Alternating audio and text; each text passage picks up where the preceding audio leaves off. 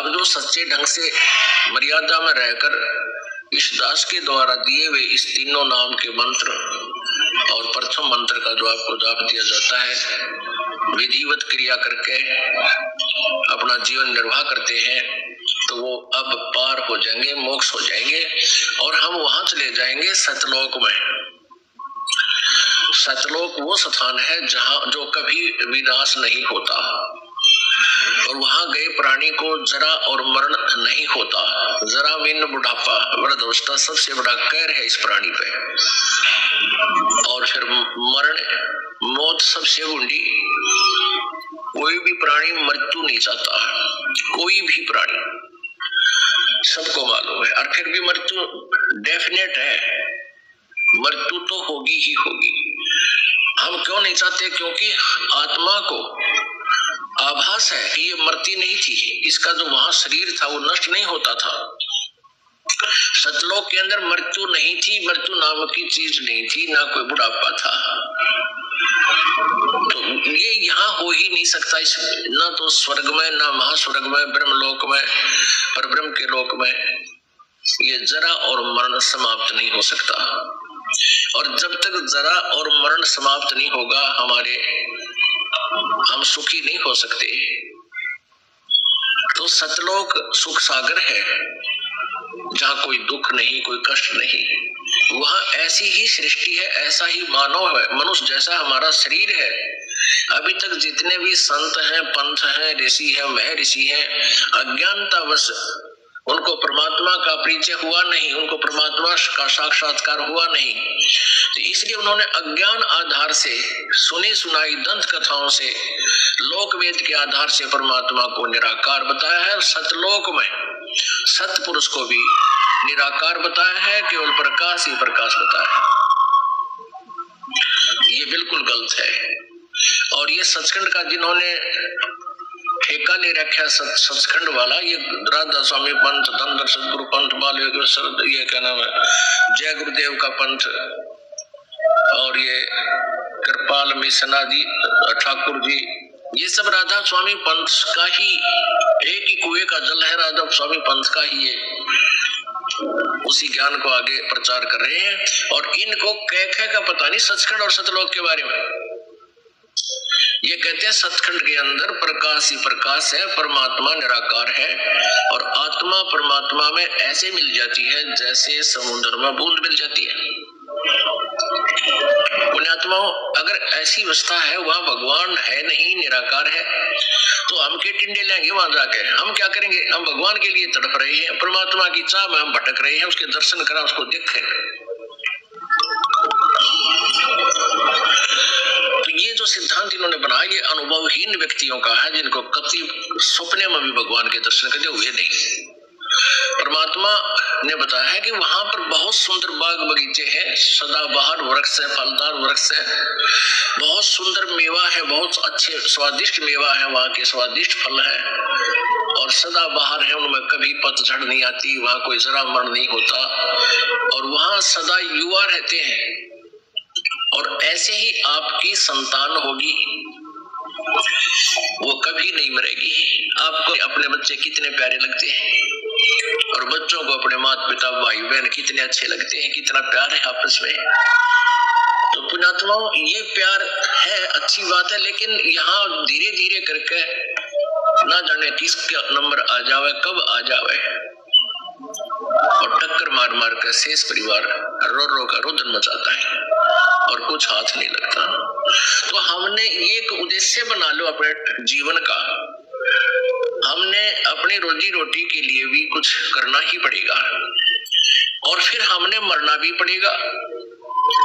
ये अपना गांठ लगा लो, यानी इसको एक विशेष इंपॉर्टेंट पॉइंट पर को नोट कर लो, विशेष स्थान पर, कि हमने मरना भी पड़ेगा और जिनको हम अपना मान रहे हैं इनको हमने त्याग कर जाना भी पड़ेगा। तो ये अपने कहाँ हुए, ये हमारे कहाँ हुए? ना बेटा अपना, ना बेटी अपनी, ना कार अपनी, ना कोठी अपनी।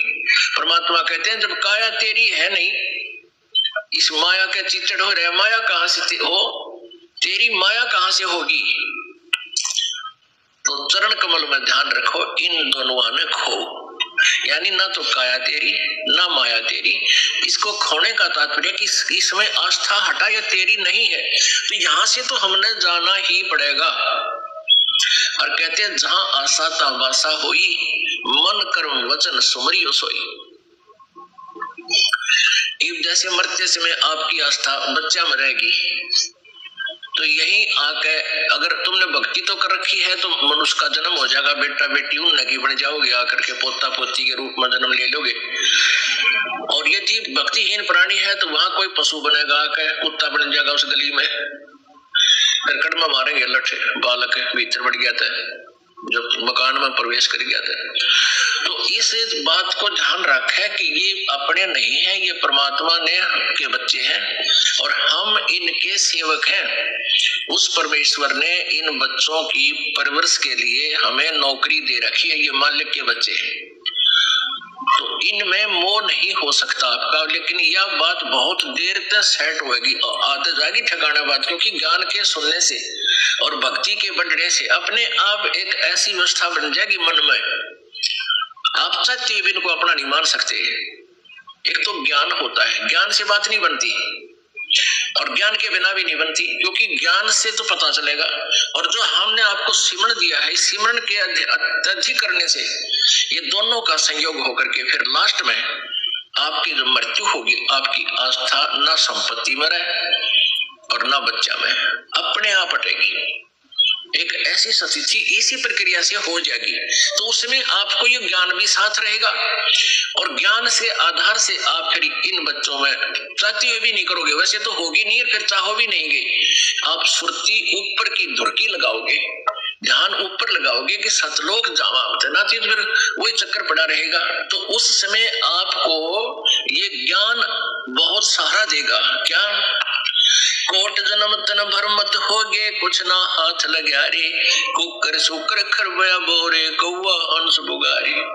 कोटि जन्म तू राजा की, ना मिटी न मन की आशा, भिक्षुक होके दर दर घूम लिया, मिला न निर्गुण रासा।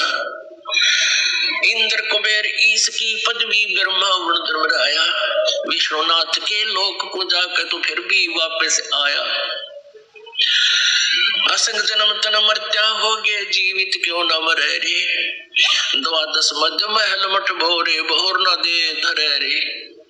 दोजक बहिष्ठ सभी तय देखे, राजपाट के रसिया, तीन लोक से तरपत नाही, ये मन भोगी खसिया।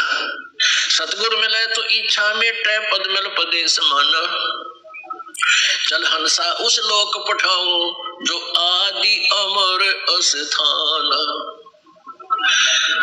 चार मुक्ति जहाँ चंपी करती, माया होरी दासी, दास गरीब अभय पद पर से, वो मिले राम अविनाशी। अपने आत्मा जब आप यहाँ से शरीर छोड़ के जाओगे, ये पॉइंट है काल के जाल से निकलने के, ये दाव पेच है जो आप जी को सत्संग के माध्यम से आपको सावधान किया जाता है और आप जी ने इन फार्मूलों को लगाना है। जब एग्जाम आएगा, तो आप स्टूडेंट हो, आपका एग्जाम भी होगा, क्योंकि अंत में जब मृत्यु होगी, जब तुम्हारा वो एग्जाम होगा और उस एग्जामिनेशन में आप जी ने सफल कैसे होना है, तो ये तरीके बताए। तो उसमें आप जी का या यो शब्द हृदय में जमा हुआ होगा और यो ज्ञान आपको एक जबरदस्त सपोर्ट दे करेगा। और जो भक्ति आपकी जो सिमरन विधिवत आपने किया हुआ वो कमाई, उसका इतना जबरदस्त प्रेशर होगा कि फ्रिक्शन ऑफ सेकंड में आप जी बाहर गुफा में पहुंच जाओगे। अब ये बात बनाओ ऐसे जाएंगे वैसे जाएंगे, नहीं, आपकी जो कमाई है आपको इतने बहुत शीघ्रता से, क्योंकि हमने चलना कहां से है, मूल कमल में जाना पड़ेगा पहले, और मूल कमल से फिर त्रिकुटी में, त्रिकुटी तक तो प्रोसीजर से ऐसे आने का, त्रिकुटी में जाकर के फिर हमने वहां आप जी का अकाउंट करवाया जाएगा क्लियर, परमात्मा साथ होंगे इस दास के रूप में। और फिर आपको ऐसा महसूस होगा वो ज्ञान आपके आधार बनेगा। जैसे आपकी मृत्यु होगी, जो भक्तिहीन प्राणी है उसकी तो दुर्गति होया करे, उसका बूढ़ी बूढ़ी शकल के दिखेंगे, काले काले लंबे लंबे दांत वाले, उसकी कलजा पाट जाएगा, डरते की टट्टी पेशाब निकल जाती है। इन्हें नुआवे क्यों है? इसलिए मरे पाछे नुआओगे, पहला कोई ना नुआवे। बता, ये और फूकन जान लग रही है, नुआओ बिला पहला तैयार करो, अरे वो ठाकर फूके और नुआण की जरूरत रहेगी, उसने माटी में लाना ही है। फिर भी तो वो इसलिए स्नान कराते हैं, टट्टी पेशाब में बुरा हाल होता है उसका, उन्हें मांझ दोगे फिर फूकने जाएंगे। और जो भक्ति करते हैं उनको तो सपना सा होगा मृत्यु का। जैसे सोपन में आप जा रहे हो और सोपन भी बढ़िया हो खुशी का, ऐसे आप जा रहे हो जैसे सत्संग में और वहां पहुंच जाते हो त्रिकुटी में। त्रिकुटी में जाकर आप जी का सतनाम की जो कीमत है, भक्ति की कमाई है, उसका वहां से शुरुआत होगी। उसको दृष्टि वहां आपका अकाउंट क्लियर होगा। सतनाम में एक वो मंत्र है, दूसरा वो तत्वगुप्त है, जो उपदेश प्राप्त उनको मालूम है। तो ओम नाम के जाप की भक्ति कमाई और यज्ञ हवन धर्म जब आप यहाँ करवा रहे हो, इसकी जो भी भक्ति का जो धन है वो इस काल को ब्रह्म को छोड़ देंगे, इस काल ब्रह्म को छोड़ देंगे और फिर ये हमें यहां से मुक्त कर देगा।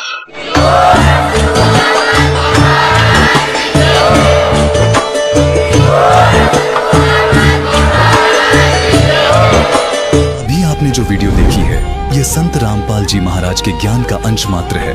अधिक जानकारी के लिए डाउनलोड करें संत रामपाल जी महाराज ऐप व सब्सक्राइब करें संत रामपाल जी महाराज यूट्यूब चैनल।